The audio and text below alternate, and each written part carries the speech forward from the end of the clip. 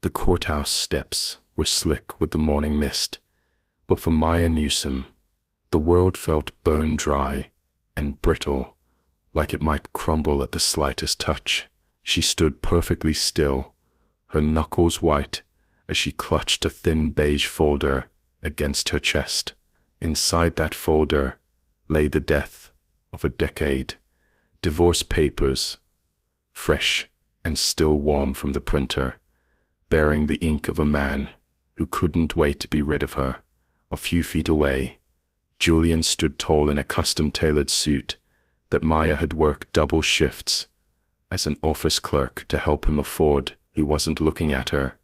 He was checking his watch with the impatient flick of a man who had finally outgrown his surroundings.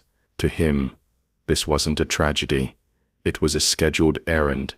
"I already told you, Maya," Julian said, his voice cutting through the damp air like a blade. "This doesn't need to be dramatic. We've lived a plain, small life, and frankly, I've suffocated in it for years." Maya looked at him, searching for a flicker of the man she had married, but all she saw was a stranger's ambition. "My father was buried just last week, Julian," she said, her voice a fragile whisper. "Can we not do this today? Can you not give me even 24 to breathe?" Julian sighed, a sound of pure, unadulterated annoyance. "Your father lived a quiet, invisible life, in a house that smelled like mothballs, Maya," he replied, his eyes cold. "Let's not pretend his passing changed the rotation of the earth. You were born for a cubicle, and I was born for the top. It's time we both accepted that." He reached out, snatched the folder from her arms, and signed the final page with a flourish of practiced confidence. As he handed the papers back, he leaned in, a cruel smirk playing on his lips. "I'm moving on with Elena Vance. She's an executive at a top-tier firm. She understands real power, Maya, something you couldn't even spell." Across the street, the low hum of a luxury engine vibrated through the pavement. A sleek black car sat idling, its tinted windows reflecting the gray sky. From the passenger side, Elena Vance leaned out, her designer sunglasses perched on her nose, as she scrolled through her phone with an air of bored elegance. She didn't even look at Maya. To her, Maya was just a background character in the story of her and Julian's ascent. "Life moves on, Maya," Julian said, his voice drifting back as he turned and walked toward the car. He didn't look back, not once. He climbed into the passenger seat, the heavy door closing with a thud that sounded like a coffin lid shutting on Maya's heart. Maya stood there, abandoned on the cold stone steps, the folder trembling in her hands. She felt small, discarded, and utterly worthless, exactly how Julian wanted her to feel. Then her phone vibrated in her pocket. It was an unknown number. She hesitated, her thumb hovering over the screen, before she finally swiped to answer. "Miss Newsom." The voice on the other end was calm, professional, and resonated with a strange authority. "Yes," she whispered, her voice cracking. "This is the legal counsel for the estate of Ronald Newsom," the man continued. "I am calling to inform you that your father's will has been finalized. You are the sole heir to a transitional trust valued at approximately $5 billion. The world went silent. The sound of the traffic, the chatter of the courthouse crowd, and the receding roar of Julian's luxury car, all vanished. "I think you have the wrong person," Maya said, her breath catching in her throat. "My father, he lived very simply. He didn't have that kind of money." "No, Newsom," the lawyer replied gently. "Your father, Ronald, was a man of immense, invisible power. He hid his identity to protect you, wanting you to find a life and a love that wasn't built on his fortune. But he left very clear instructions for this day." Maya closed her eyes, and suddenly, the memories shifted. The scholarships that appeared whenever she needed them, the medical bills that were always paid by anonymous donors, the quiet strength in her father's eyes when he told her she was worth more than any diamond. He hadn't been poor. He had been shielding her. She looked across the street. Julian's car was stuck at a red light, his silhouette visible as he laughed at something Elena said.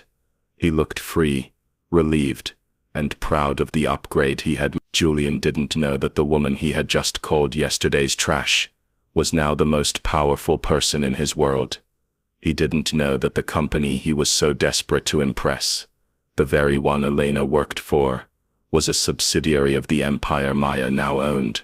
Maya didn't cry. Instead, she straightened her shoulders, her fingers tightening around the beige folder, not out of fear, but with a newfound cold clarity.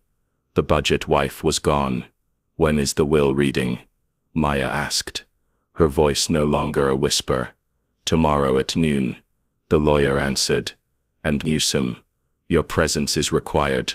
Maya watched as the light turned green, and Julian disappeared into the city, unaware that his hands would never stop shaking once the truth came to light. The mist clinging to the courthouse steps felt heavier now, but the crushing weight that had settled in Maya's chest only moments ago began to shift into a strange buzzing electricity. She stood frozen, the beige folder pressed so hard against her ribs that the edges of the cardstock began to dig into her skin. Julian's car was a receding speck in the downtown traffic, a flash of black metal carrying away the man who had spent the last decade convincing her she was nothing more than a background character in his grand play. Her phone was still warm against her ear, the silence of the line following the lawyer's revelation feeling more profound than the noise of the city. $5 billion. The number was too large to comprehend, a figure that belonged in headlines and history books, not in the hands of a woman who checked her bank app before buying a gallon of milk. With trembling fingers, Maya finally lowered the phone and looked down at the folders. Julian had snatched it, signed his name with the arrogance of a king, and shoved it back at her as if he were disposing of a piece of litter. But as she flipped past the cold clinical divorce decree, she realized there were pages tucked into the back that she hadn't dared to examine earlier. The first page was a letter, handwritten on heavy, cream-colored stationery that felt wildly out of place in her cramped office clerk life. The script was unmistakably her father's firm, elegant, and filled with a quiet strength she had always admired but never fully understood until now. "My dearest Maya," the letter began, "if you are reading this, the shield I placed around you has finally dropped. I spent your life pretending we had little, not to deprive you but to ensure that when you finally found love and purpose, they were. I needed you to know your own worth before the world tried to buy it from you." Maya felt a hot tear track down her cheek, but she didn't wipe it away. She turned the page and found a series of complex financial summaries and deed transfers. Her eyes blurred over terms like controlling interest, global asset trust, and principal beneficiary, but one name stood out in bold black ink: Newsom Industries. This wasn't just a bank account, it was a kingdom. The folder didn't just contain the end of her marriage. It held the blueprints to the very world Julian was currently trying to beg his way into. She realized with a start that the invisible power her father possessed was now resting in her lap. She looked at the divorce papers again, seeing Julian's sharp, hurried signature. He had signed away his right to her life at the exact moment her life had expanded to include everything he ever coveted. He had called her yesterday's trash, never realizing he was discarding a woman who now held his entire future in the palm of her hand. Maya closed the folder, the click of the metal rings sounding like a gavel. She wasn't just an abandoned wife anymore. She was the sole heir to the Newsom legacy. The budget wife Julian thought he had outgrown was dead, and in her place stood a woman who finally understood that power didn't need to shout to be felt. The black sedan moved through the city streets with a ghostly silence, the world outside the tinted windows blurring into a smear of gray stone and neon lights.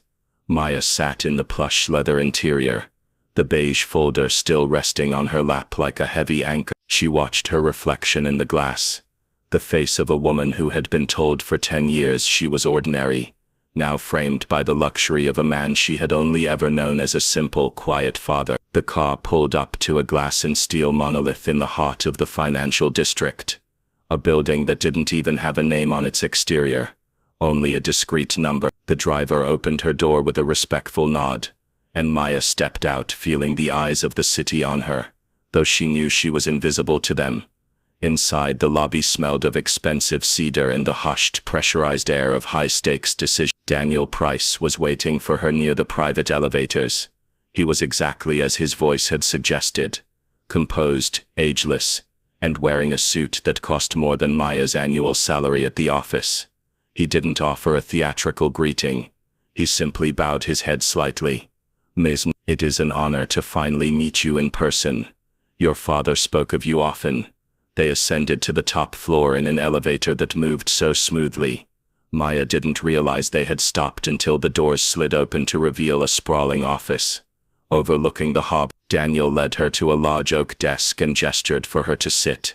He didn't start with numbers or bank statements. Instead, he pulled out a small framed photograph from a drawer. It was a picture of Maya as a child, sitting on her father's lap in their modest garden. "Your father, Ronald, believed that wealth was a predator," Daniel began, his voice echoing softly in the vast room. "He saw how it changed people, how it turned friends into sycophants and lovers into opportunities. He lived in that small house and drove that old car because he wanted you to grow up in the light of truth, not the shadow of a bank account." Maya looked at the photo, her heart aching. "He lived like a shadow so I could live like a person," she whispered. "Exactly," Daniel replied, sliding a thick ledger across the desk. "He watched you marry Julian. He watched Julian treat you like a stepping stone." Ronald wanted to intervene, but he knew that if he revealed the truth too early, Julian would never show his true color. "He wanted you to see the man you were with before you were given the power to destroy him." Maya's fingers traced the gold-leafed edges of the ledger. She realized now that her father's modesty wasn't a lack of ambition. It was a fortress. He had built a wall of ordinary around her to keep out the vultures, and Julian had been the biggest vulture of all, circling her for a decade, waiting for a feast that he ultimately thought would never come. He left clear instructions. Daniel continued, leaning forward. "The trust is transitional. You don't just inherit the money, you inherit the authority. Ronald Newsom didn't just want to make you rich. He wanted to make you the most powerful woman in this city because he knew you were the only one who wouldn't be corrupted by it." Maya looked out the window at the sprawling metropolis below. Somewhere down there, Julian was celebrating his freedom with Elena, thinking he had finally escaped the mundane life of a clerk's husband. He had no idea that the modest man he had mocked was the architect of the very world he was trying to conquer. "The power works best when it stays invisible, your father used to say," Daniel said with a thin smile. "But today, Newsom, I think it's time we let a little bit of that power be seen." Maya stood up, the beige folder replaced by a weightless, cold resolve. She didn't want revenge in the way a common person might. She wanted to honor the man who had spent his life protecting her by showing the world exactly what a budget wife was truly worth. The heavy oak doors of the private office closed behind Maya, sealing out the stunned silence of the showroom floor where Julian and Elena still stood like statues. She took a seat behind the massive mahogany desk, her fingers trembling slightly as she opened the thick leather-bound ledger Daniel Price had prepared. The invisible power her father had spoken of was no longer an abstract concept. It was a physical weight, a library of ledgers and digital keys that controlled the pulse of the city. As Maya turned the pages, she saw the true scale of the Newsom empire, which operated under the holding name Hale Global. Her father had been a master of shadows, layering companies within companies to ensure the Newsom name never appeared on a public masthead. She traced the lines of ownership, her eyes widening as she saw names of banks, hospitals and real estate firms she had passed every day of her life, never realizing they belonged to the man who used to make her pancakes in a chipped ceramic bowl. Then a familiar logo caught her eye. It was a small investment firm called Vance Stratton, the very company where Elena Vance was a rising star, and where Julian had been bragging about landing a senior executive role. Maya's breath caught as she followed the digital paper trail. Vance Stratton wasn't just a partner of Hale Global. It was a wholly owned subsidiary acquired through a silent buyout 3 years ago. The irony was cold and sharp. Julian had abandoned his wife to join a company he believed was the pinnacle of high society, never realizing that his budget wife was now his ultimate superior. He had chased the shadow of wealth, only to find himself standing in the center of a trap designed by the very man he had called mothballed. "Daniel," Maya said, her voice echoing with a new quiet authority as she pressed the intercom. "I'm looking at the Vance Stratton file. I want a full performance audit of their executive team, specifically their new hires and their recent acquisitions. Already in progress, Ms. Newsom." Daniel's voice came through, steady and neutral. "Your father left a specific note regarding that firm. He suspected they were over-leveraging their assets to maintain a facade of luxury. He wanted you to decide if they were worth saving or if the dead weight should be cut." Maya looked at the digital screen, where Julian's professional profile was already flagged as a pending appointment. She felt a pang of the old Maya, the one who would have tried to protect him, to warn him before he fell. But then she remembered the look on his face on the courthouse steps, the way he had handed her those divorce papers like they were a piece of trash, and the way he had mocked her father's memory. She didn't feel a surge of hot rage. Instead, she felt a profound, chilling clarity. She wasn't seeking revenge, but she was no longer in the business of providing unearned protection. "No special treatment, Daniel," Maya said, her eyes fixed on the name Julian Newsom, soon to be just Julian on the screen. "Review the firm with absolute transparency. If Julian and Elena are as talented as they claim to be, they should have nothing to fear from a standard audit." She closed the ledger, the sound of the heavy cover meeting the desk sounding like the first strike of a clock. The takeover hadn't just begun. It was already complete. Julian was climbing a ladder that Maya now owned, and she was the only one who could decide when the rungs would give way. The morning of the will reading arrived with a heavy cinematic stillness that seemed to coat the city in glass. Julian walked toward the prestigious law firm of Price & Associates, with a spring in his step that bordered on a strut, his hand firmly gripping Elena's waist. He was dressed in a suit that screamed ambition, confident that even a simple man like Ronald Newsom must have tucked away a few $100,000 in a secret savings account, enough to fund the down payment on the penthouse Elena had been eyeing. Elena herself was the picture of corporate triumph, her heels clicking a rhythmic victory march on the polished marble floors. She believed they were here to collect the crumbs of a modest life, a final parting gift from the man Julian had spent years mocking behind closed doors. When they entered the conference room, the atmosphere was thick with the scent of old money and leather-bound secrets. Julian spotted Maya sitting at the far end of the long mahogany table. She looked different, composed, wearing a deep navy dress that seemed to absorb the light rather than reflect it. She didn't look like the grieving, broken woman he had left on the courthouse steps. She looked like a statue carved from something indestructible. "Look at her, trying to play the part," Julian whispered to Elena, a smirk tugging at his lips.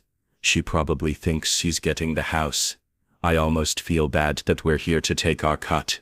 Elena let out a soft, sharp giggle, patting his arm. "Don't be too hard on her, Julian. She needs something to keep her in that cubicle of hers." They took their seats across from Maya, Julian leaning back with an air of bored entitlement.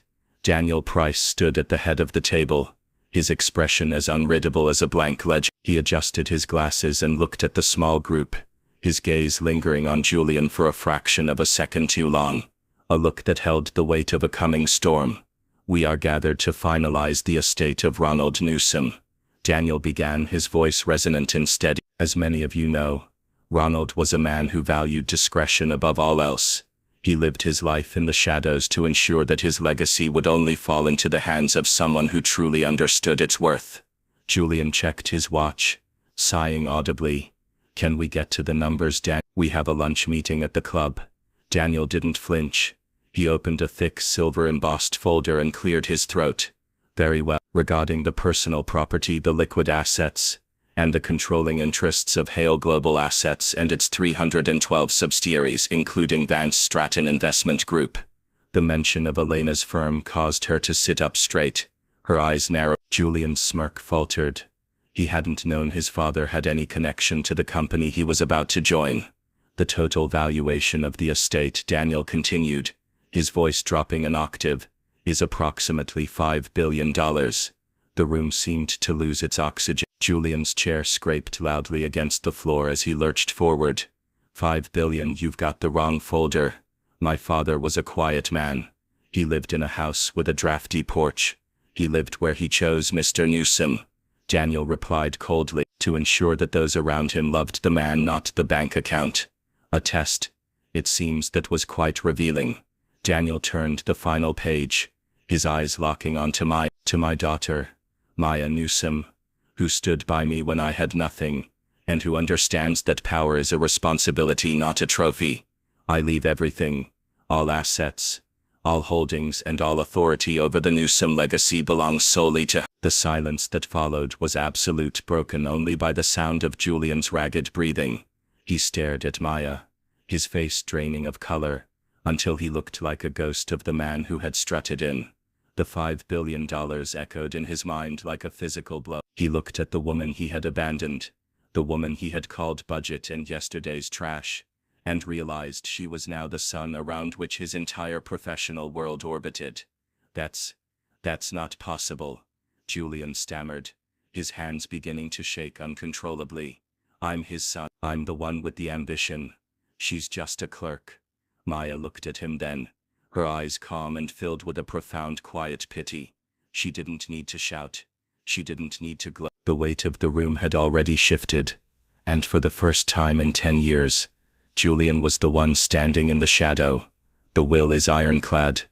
Julian, Maya said softly, her voice steady and sure. My father saw everything. He saw the choice you made on the courthouse step, and now the world is going to see it too. Elena gripped Julian's arm, her face a mask of horror as she realized that the woman she had insulted in the showroom didn't just own the building, she owned her career. Julian reached out toward Maya, a desperate, pathetic plea forming on his lips, but Daniel Price stepped between them, closing the folder with a sound that signaled the end of Julian's old life. The heavy mahogany doors of the law firm had barely clicked shut behind the departing trustees when the silence in the room began to vibrate with Julian's frantic energy. The air, which only moments ago had been thick with the gravitas of a $5 billion legacy, now felt thin and desperate. Julian didn't leave. He stood by his chair, his hands gripping the back of it so hard his knuckles turned a ghostly white. Elena Vance sat beside him, her face a mask of calculated terror, her eyes darting between Maya and the silver-embossed folder as if she could set the documents on fire with a glance. Maya remained seated. She felt a strange, detached stillness, as if she were watching a film of her own life from a great distance. She watched Julian, the man she had once believed was her anchor, crumble. He didn't look like an executive now. He looked like a gambler who had just watched his last chip slide into the house's pie. Maya, Julian whispered, the words sounding like a prayer he didn't deserve to say. He moved toward her, his stride lacking its usual arrogant rhythm. He ignored Elena's hand reaching out for him. Maya, we need to talk. Alone. Please. Maya looked up at him. She saw the sweat beading on his forehead, and the way his eyes searched hers, not for a spark of love, but for a lifeline. She glanced at Daniel Price, who offered a subtle, questioning nod. With a soft wave of her hand, she signaled for the room to clear. Daniel stepped out with a clinical grace, and Elena, after a moment of stunned hesitation and a venomous look at Maya, followed, the click of her heels sounding like a retreat. The door closed, leaving the two of them in a space that suddenly felt far too large. Julian dropped to one knee beside Maya's chair, a gesture so theatrical it would have made the old Maya weep with sympathy. Now it only made her pulse steady. I made a mistake, Maya, he said, his voice cracking with a carefully tuned tremor. The courthouse, the things I said, I was under so much pressure.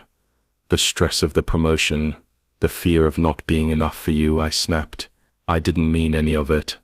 I was trying to push you away because I didn't want you to see me struggling. He reached for her hand, his fingers cold and damp, but Maya pulled back, resting her hands in her lap. You didn't snap, Julian, she said, her voice a calm, low melody. You spoke. You told me exactly who you thought I was, You called me budget. You called me yesterday's trash. Those weren't words of stress. They were words of a man who thought he finally had a better option. No, that's not true, Julian insisted, his voice rising in a frantic pitch. I've always loved you. 10 years, Maya. You can't throw away 10 years because of one bad morning. We were a team. We can be a team again. Think of what we could do with all of this. I can help you manage the empire. I know the business world. I can protect you from the vultures. Maya looked at him, really looked at him, and realized that even now, in his moment of total defeat, he was still trying to patronize her. He saw the $5 billion not as a legacy to be honored, but as a prize to be managed. He didn't see the woman who had supported him through 3 failed startups. He saw a golden goose that he had accidentally kicked out of the nest.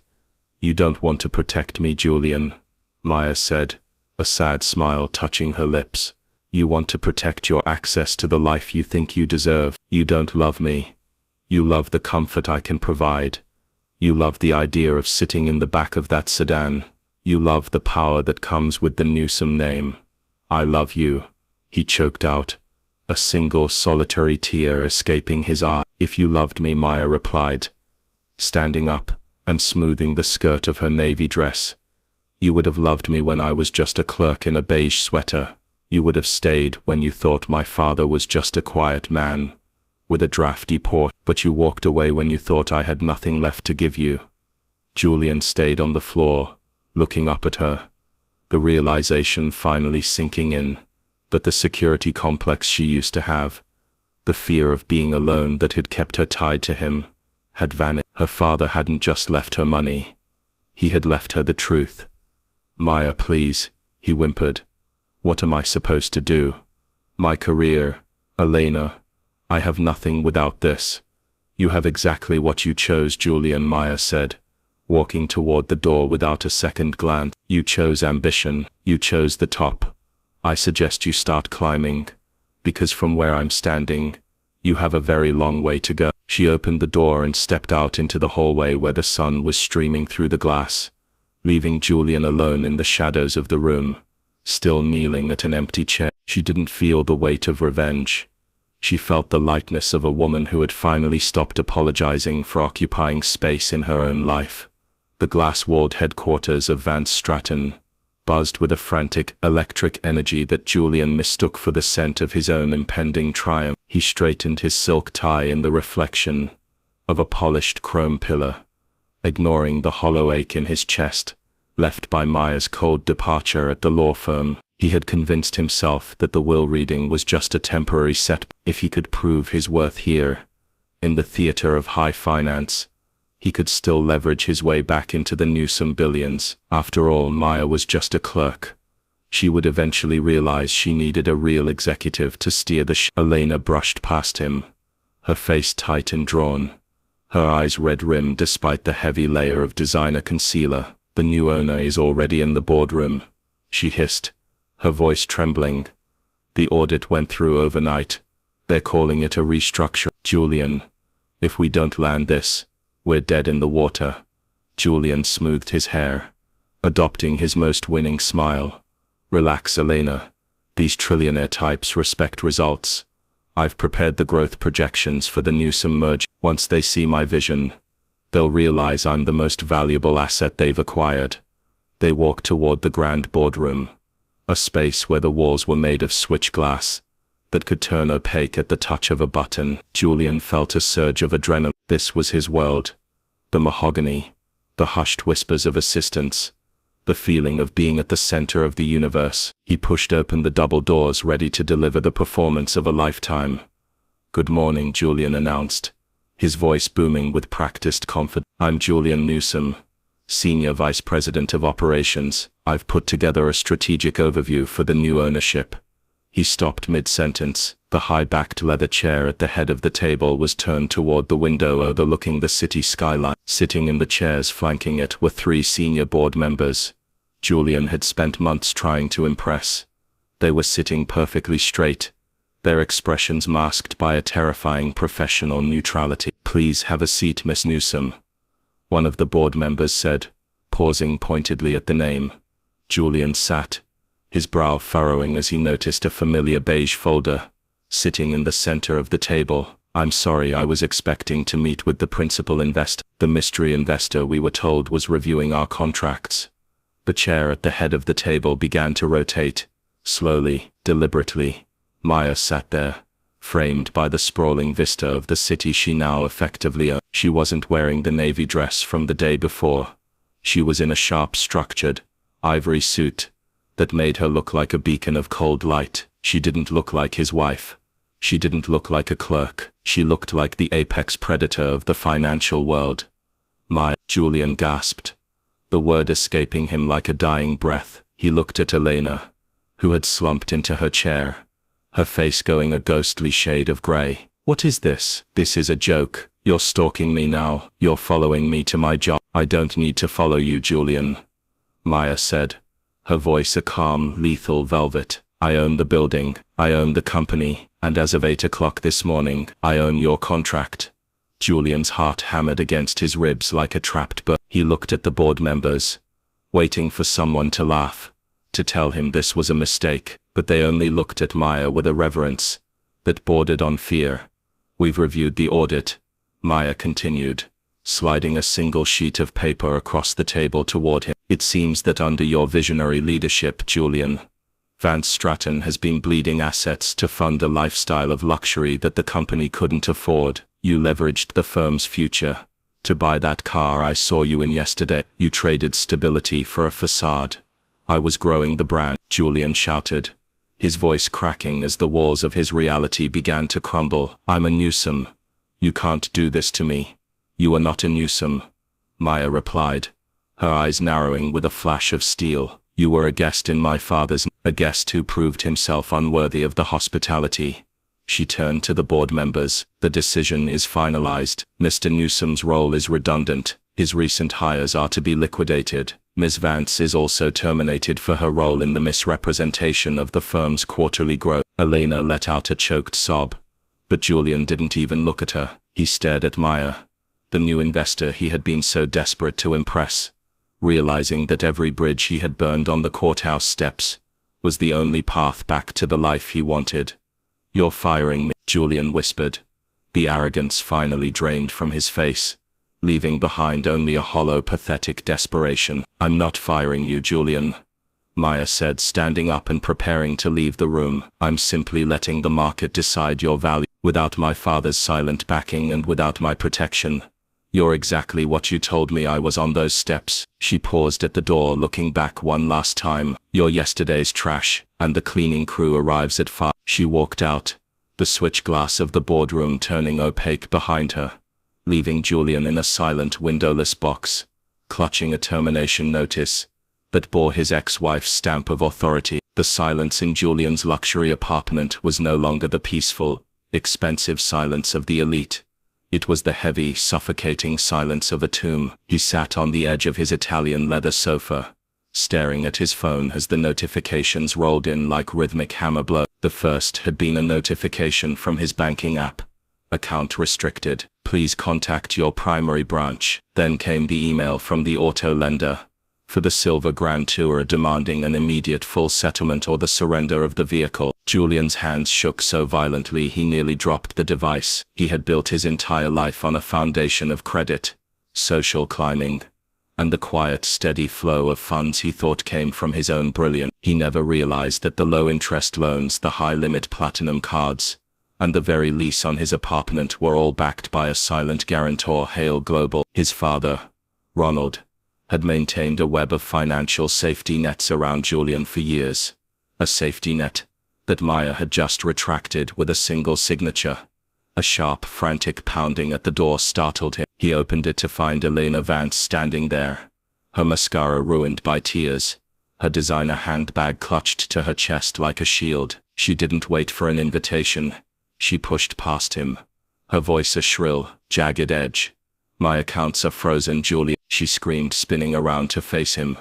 The firm's lawyers just served me with a notice of intent to sue for the misappropriated bonuses you authorized. They're saying the money I spent on our travel and the wardrobe for the gala belongs to Newsome Industries. What did you do? You told me you were the heir. You told me she was nobody. Julian looked at her, and for the first time the high society glamour he had traded Maya for seemed cheap and tawdry. I didn't know, he whispered, his voice sounding hollow. I didn't know my father was that. You didn't. Elena laughed bitterly, a sound devoid of any humor. You were married to her for 10 years, and you didn't see it. You're a fool, Julian, and I'm a fool for believing you were my ticket to the top. I've lost my job, my reputation, and now they're coming for my car. I'm leaving.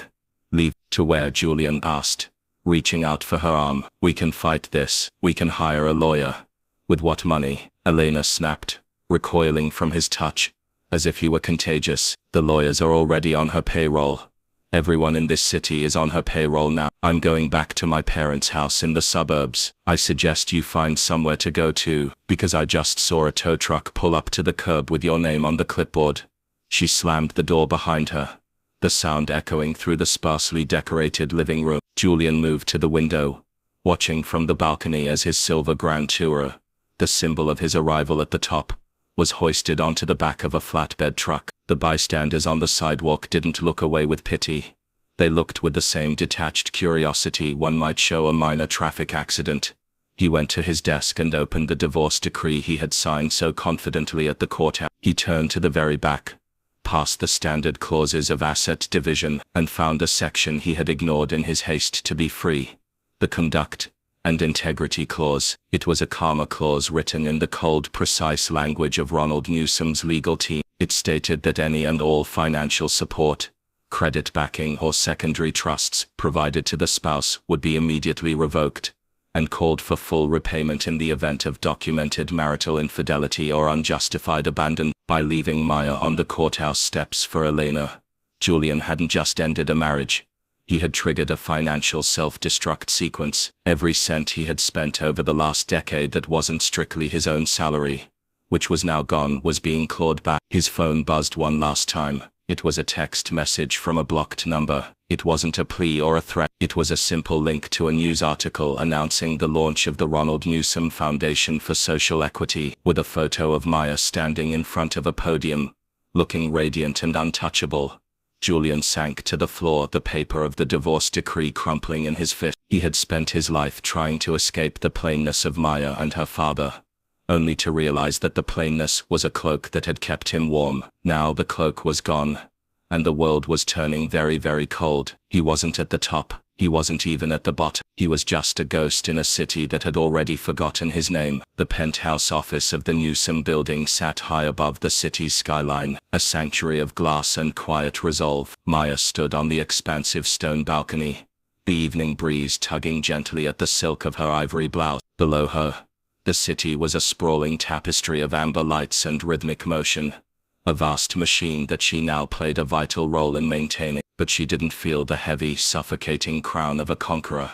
She felt the weightless, crystalline clarity of a woman who had finally come home to herself. For weeks, the headlines had buzzed with the restructuring of Hale Global and the sudden silent collapse of the Vance Stratton Group. People spoke, in hushed tones, about the Iron Heiress, who had emerged from the shadows of a clerk's cubicle to claim a $5 billion throne. They looked for a story of calculated revenge, a narrative of a woman scorned who had systematically dismantled her ex-husband's life. But as Maya looked out over the harbor, she knew the truth was far simpler, and perhaps more devastating. She hadn't destroyed Julian, she had simply stopped being the floor he walked on. Earlier that afternoon, Daniel Price had brought her a final report. Julian had moved out of his luxury apartment.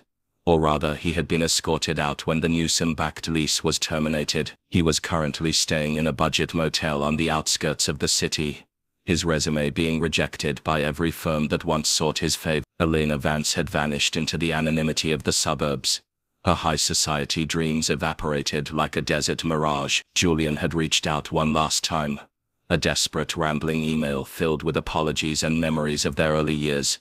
But Maya hadn't even finished reading it. She didn't feel anger toward him anymore. She felt a profound, echoing nothingness. Julian wasn't a villain in her story. He was just a lesson she had finally learned. Maya turned back toward the office, her eyes falling on a small worn wooden box that had belonged to her father. Inside were the simple things he had cherished, a collection of letters, a pocket watch that had stopped decades ago, and a photo of her mother. Ronald Newsom had lived as a shadow not because he was afraid of the light, but because he knew that true power was the ability to protect what mattered without needing the world to applaud. He had given her the money. Yes, but the inheritance that truly mattered was the realization that her value was never something Julian could grant or take away. She walked to the desk and picked up a pen, signing the final charter for the Newsom Foundation. The first initiative was a massive grant for vocational training and legal aid for women in transition. Women who, like her, had been told they were budget or plain by men who feared their potential. She wasn't using her billions to build a monument to her name. She was using them to build a bridge for others. As the sun dipped below the horizon, casting long purple shadows across the city, Maya returned to the balcony. She watched as a single pair of headlights moved slowly along the distant highway, heading away from the city center. It could have been Julian or it could have been anyone. It didn't matter. His trajectory was no longer tied to her. She realized then that her father's greatest gift wasn't the $5 billion. It was the silence that followed Julian's departure. In that silence, she had heard her own voice for the first time. She had stepped into the life she was always meant to live, not as a wife, not as a clerk, and not as a victim, but as a Newsom. Power, she realized, didn't need to shout. It didn't need to humiliate. It just needed to stop apologizing for its existence. Maya took a deep, steady breath of the cool night air. The beige folder of her past long since burned and forgotten. She was free. She was whole. And for the first time in her life, she was exactly where she belonged. Everything else had finally fallen into place.